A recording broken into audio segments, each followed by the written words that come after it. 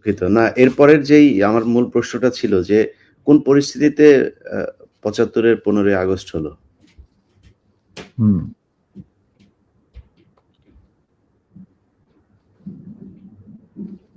খুবই স্পর্শকাতর প্রশ্ন, ইলিয়াস। নিজের বাদ্য নিজে বাজানো অনেক সময় ঠিক হয় না, কিন্তু তুমি যখন প্রশ্ন করেই বসলে তখন স্যার, একটা ভাবে স্যার, ছোট্ট স্যার, জবাব দেবো। স্যার, এই এই আমার ইউটিউব চ্যানেলে আমি আজকে প্রায় ৫ বছর হলো ভিডিও লাইভ করি, প্যাকেজ দেই। সো ফার আই রিমেম্বার আমার সবচেয়ে বেশি একসাথে ভিউয়ার ছিল সম্ভবত ২০ বা ২৫,০০০। আমি মাত্র খেয়াল করলাম এই মুহূর্তে ১,৭০,০০০ মানুষ এট এ টাইমে ওয়াচিং আওয়ার ভিডিওস। এটা তো তোমার, the credit goes to you. No, credit goes to you, man. Goes to you. Well, মানে I'm just মানে well, যা কিছু হয় আল্লাহর ইচ্ছায় হয়। আমি একজন আমি আমি এই জন্যই বললাম যে আপনার নিজের ঢোল আপনি যেটা মানে বাজানোর কথা বলছেন, আপনি তো বাজান নাই, ৫০ বছর চুপ ছিলেন। যেই স্বাধীনতা আপনারা এনে দিয়ে গিয়েছেন, সেই স্বাধীনতা না আসলে তো আজকের শেখ হাসিনা যে অবস্থায় দেশকে নিয়ে গিয়েছিল, সেই ৭৫ এর পরে আরো হয়তো ২-১ বছর লাগতো শেখ মুজিবের সেখানে নিয়ে যেতে। তো আমাদেরকে এই যে উদ্ধার করে দিয়ে গিয়েছেন, এই কৃতজ্ঞতা বোধটা বাঙালি জাতির নেই। যে কারণে আজকে মেজর শরীফুল হক ডালিম বাংলাদেশের মাটিতে নেই। অথচ আপনাদেরকে সর্বোচ্চ সম্মাননা দিয়ে আমাদের দেশে রাখা দরকার ছিল। সেই সম্মানটুকু আমরা দেখাতে পারি নাই বলেই মাঝে মধ্যেই আবার ২০২৪ আসে। তো আপনি ওইটা নিয়ে আমার মনে হয় দেরি তো অবশ্যই হয়েছে, কিন্তু আমাদের জানা উচিত। এই জাতি প্রতিটা মানুষ জানতে চায় কি হয়েছিল ৭৫ এর ১৫ই আগস্ট। প্রথম কথাটা হচ্ছে যে ১৫ই আগস্ট কিন্তু কোনো বিচ্ছিন্ন ঘটনা না। এটা সূত্রপাত হয় মুক্তিযুদ্ধ চলাকালীন অবস্থায়। আমরা বুঝতে পেরেছিলাম যে বাংলাদেশের মুক্তিযুদ্ধটা অ্যাকচুয়ালি কাদের ইন্টারেস্টে হচ্ছে। এটা কি আমাদের ইন্টারেস্টে হচ্ছে যে আমরা আমাদের দেশ যুদ্ধ করে স্বাধীন করব, নাকি এটার পেছনে অন্য কোনো উদ্দেশ্য কাজ করছে? যখন ৭ দফাতে চুক্তি করে নজরুল ইসলাম আর তাজউদ্দিনকে পারমিশন দেওয়া হলো to establish provisional government in Calcutta, এই ৭টা ক্লজ পড়ে সাইন করার পর, দস্তখত করার পরে নজরুল ইসলাম সাহেব ফিট হয়ে পড়ে গিয়েছিলেন যে এটা তো একদম একটা দাস খত যে আমরা ক্রমান্বয়ে ভারতের একটা করদ রাজ্য, তারপরে একটা অঙ্গরাজ্য হিসেবে অঙ্গরাজ্যে পরিণত হবে বাংলাদেশ, হবু বাংলাদেশ। আর ওই joint declaration between Usmani and general Manekshaw joint command establish করার পর কথা ছিল যে general Usmani on behalf of Bangladesh government will invite General Manekshaw to come and be present as an auxiliary force commander, সহায়ক শক্তির commanding chief হিসাবে in the Sunday ceremony, but the instrument will be signed by the Mukti Fauj commander in chief, who was General Usmani, Colonel Usmani. কিন্তু সেটা হতে দেওয়া হলো না। ১৬ই ডিসেম্বরে যে সারেন্ডার সেরেমনিতে হলো রেস্ট করতে, সেখানে পরিষ্কার বাংলাদেশের জনগণ দেখতে পেল যে পাকিস্তান আর্মি সারেন্ডার করছে ভারতীয় সেনাবাহিনীর কাছে, এবং সেখানে সাইন করছেন আরোরা ভারতীয় বাহিনীর পক্ষে, আর ওদিকে নিয়াজি পাকিস্তানি আর্মির পক্ষে। সেখানে মুক্তিযোদ্ধারা কোথায়? আমরা পরে থাকলাম ঝাড়ুদার হিসাবে ইন্ডিয়ান আর্মির রাস্তা পরিষ্কার করে দেওয়ার কাজে, বনে বাদারে। আমাদেরকে কোনো শহরগঞ্জে ঢোকার পারমিশন দিল না মুজিব সরকার, মানে তাজউদ্দিনের সরকার, আওয়ামী লীগ সরকার। সেই অবস্থায় কি প্রমাণিত, এটা এই ঘটনায় কি প্রমাণিত হলো? ইন্ডিয়া প্রমাণ করলো সারা বিশ্বে যে বাংলাদেশ জনগণ নিজেরা যুদ্ধ করে দেশ স্বাধীন করেনি। বাংলাদেশ নামক একটি রাষ্ট্র প্রিমেচুরলি জন্ম দেওয়া হয়েছে as an outcome of Indo-Pakistan war, যেখানে ইন্ডিয়া জিতেছে। এইটা হলো ইতিহাসের শুরু। তারপর মুজিবকে যখন ছাড়া হলো, সে তো কিছুই জানতো না যে দেশ স্বাধীন হয়েছে, কোন মুক্তি ফৌজ বলে কিছু ছিল, হাজার হাজার লোক দেশচ্যুত হয়েছে, প্রাণ হারিয়েছে, কি জানতো।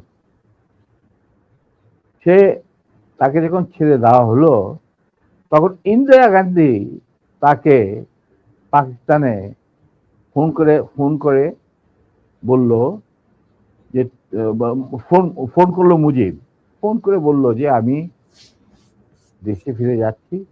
তখন ইন্দিরা গান্ধী বলল, যাওয়ার আগে আপনার সাথে দেখা করে আমি আপনাকে কৃতজ্ঞতা জানতে চাই। তো তখন ইন্দিরা গান্ধী বলল, কৃতজ্ঞতা জানাবেন, আপনি ফোন না করলে আমি আপনাকে ফোন করতাম, আপনাকে ঢাকায় সরকারে আপনি যাবেন না, আপনি নয়াদিল্লি হয়ে যেতে হবে। মুজিব সেটাই করলেন, তিনি চলে গেলেন নয়াদিল্লি, লন্ডন হয়ে। সেখানে কি হলো, যেই 7 দফা চুক্তিতে সাইন করার পর প্রবাসী সরকার গঠন করেছিল তাজউদ্দিন আর নজরুল ইসলাম, সেই আওয়ামী লীগ বাংলাদেশে ক্ষমতা গ্রহণ করলো সারেন্ডারের পর।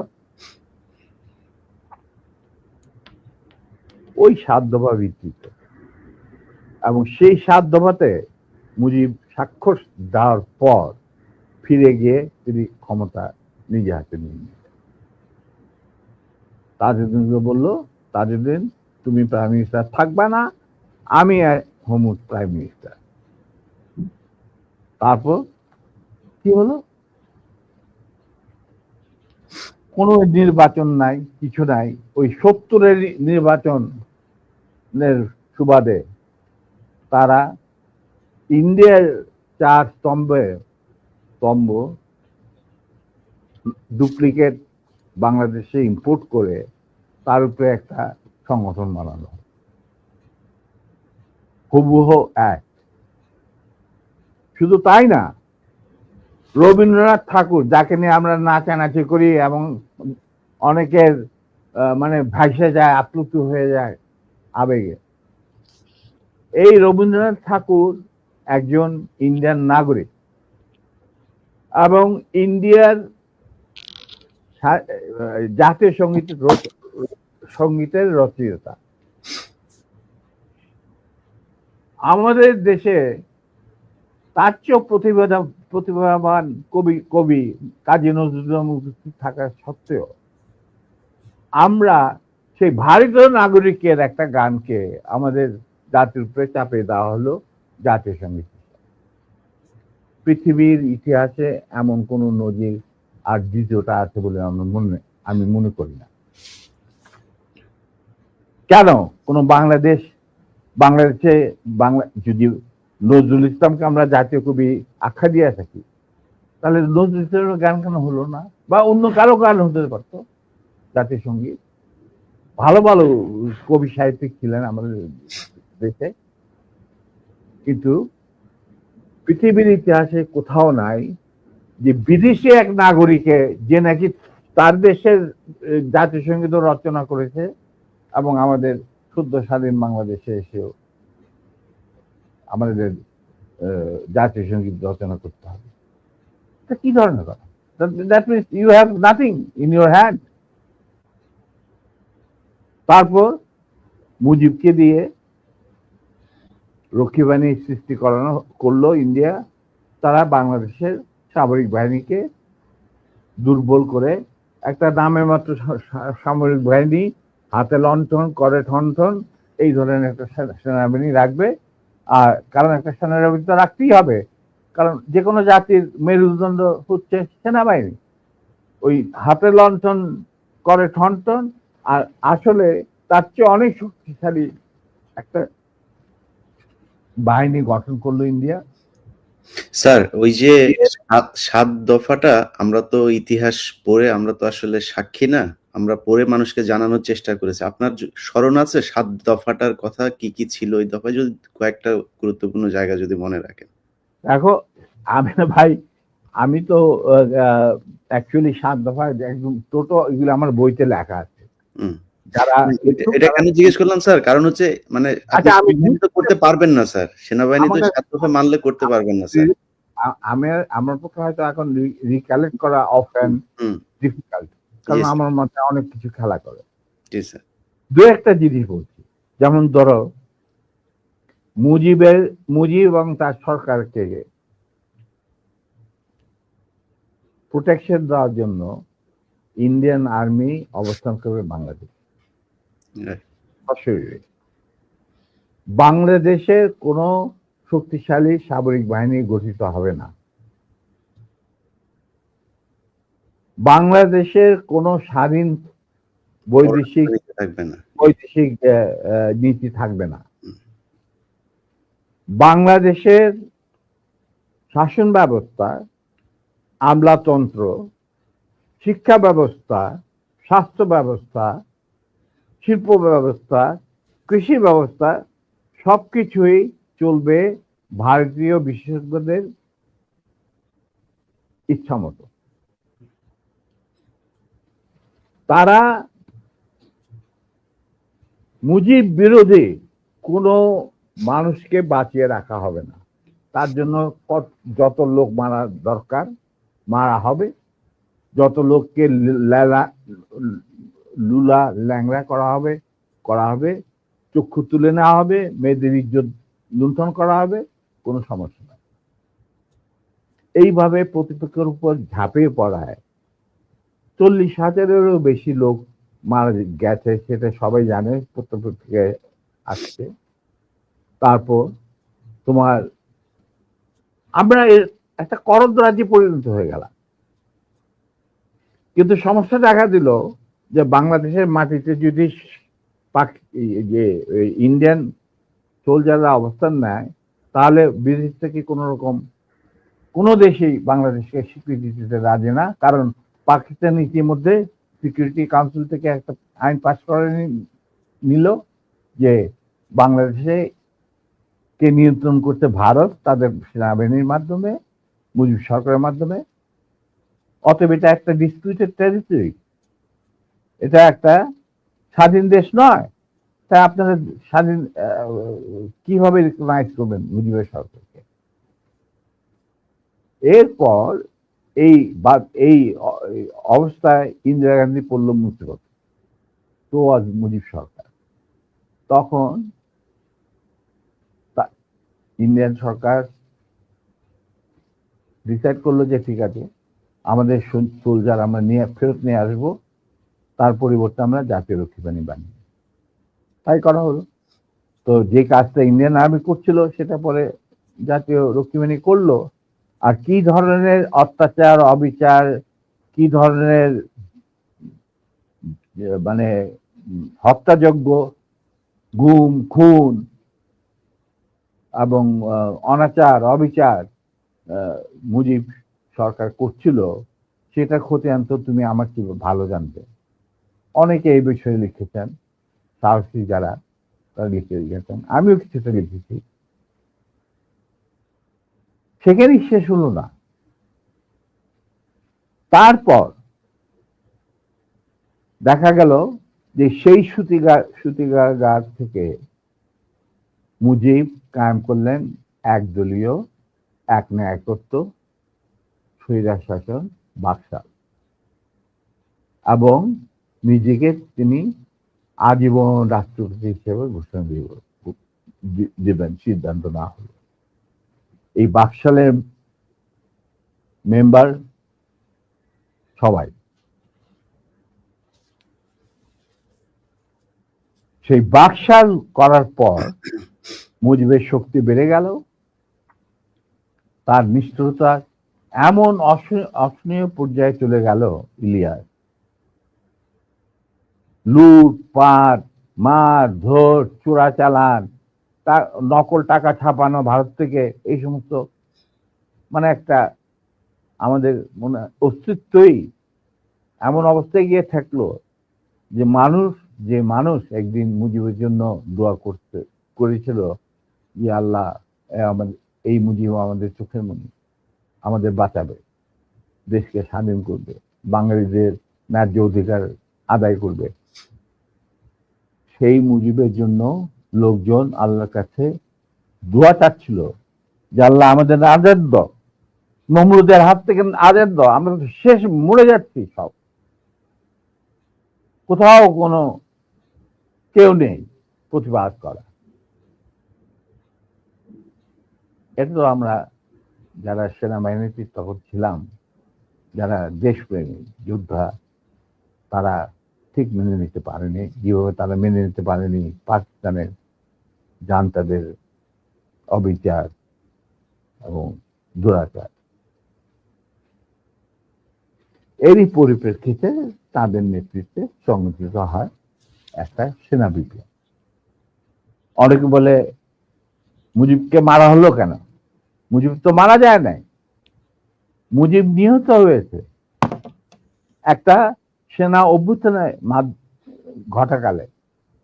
সেনা অভ্যুত্থান তো আর খালে যাতে মার্বেল খেলে না, ওখানে দুই পক্ষ থেকেই গোলাগুলি হয় এবং হতাহত হয় দুই পক্ষে।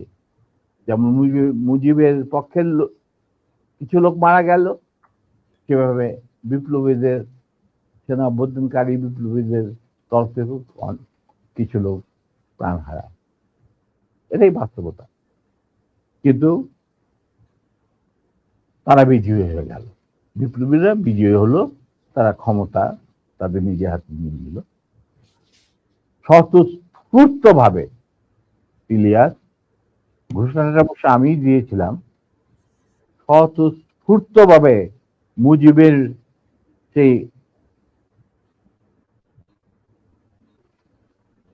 মৃত্যুর খবর জানার পর আর বাকশালের পতনের খবর জানার পর লাখো লাখো লোক, মানে দেশের রাস্তা ঘাট, গঞ্জ, শহর, বন্দর, নগর, গ্রাম, সবাই আনন্দ মিছিল বের করলো। আমরা তো এই সমস্ত লোকজনকে ডেকে নিয়ে আসিনি, স্বতঃস্ফূর্ত ভাবে লোকজন। আর যে সমস্ত রাজনৈতিক নেতা বা দলগুলো আন্ডারগ্রাউন্ড ছিল, তারাও জনসমর্থন নিয়ে রাস্তায় চলে আসে। এইভাবেই জনস্বীকৃতি পেয়েছিল 15 আগস্টের 32 সামরিক অভ্যুত্থান। এবং পরবর্তীতে খালেদ মোশাররফের প্রতিক্রিয়াশীল কুচক্রীদের কুদাতার বিরুদ্ধে ঘটা 7 নভেম্বর সিপাহী জনতার বিপ্লব, এগুলো সব একই সূত্রে গাথা।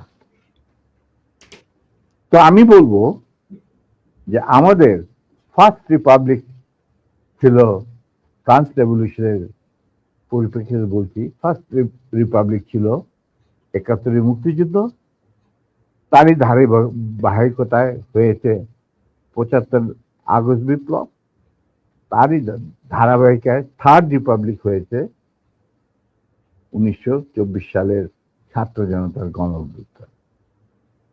এখন যেহেতু আমি বলেছি যে সম্পূর্ণ বিজয় আমাদের এখনো অর্জিত হয়নি, চলমান বিপ্লবের গতিধারায় সংগঠিত হবে চতুর্থ রিপাবলিক, মানে চতুর্থ বিপ্লব।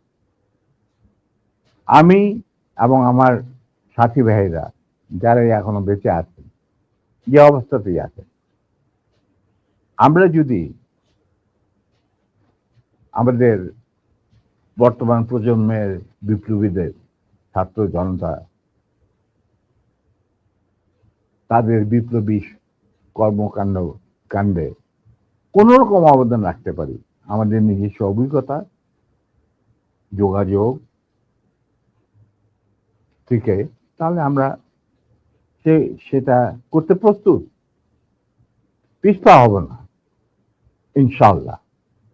এবং আমরা তাদেরকে শ্রদ্ধা, সালাম এবং বিপ্লবী সালাম সাথে মন থেকে দোয়া করছি যে তাদের বিপ্লব যাতে ব্যর্থ না হয়, তারা যাতে বিজয় সংগঠিত করে বিজয় অর্জন করে, তারা যাতে একটা সুখী, সমৃদ্ধ, শক্তিশালী বাংলাদেশ গড়ে তুলে তাকে দুর্জয় ঘাঁটি হিসেবে স্থাপিত করতে পারে। এই আমার বক্তব্য। আচ্ছা, আমার চাওয়ার কিছু নাই।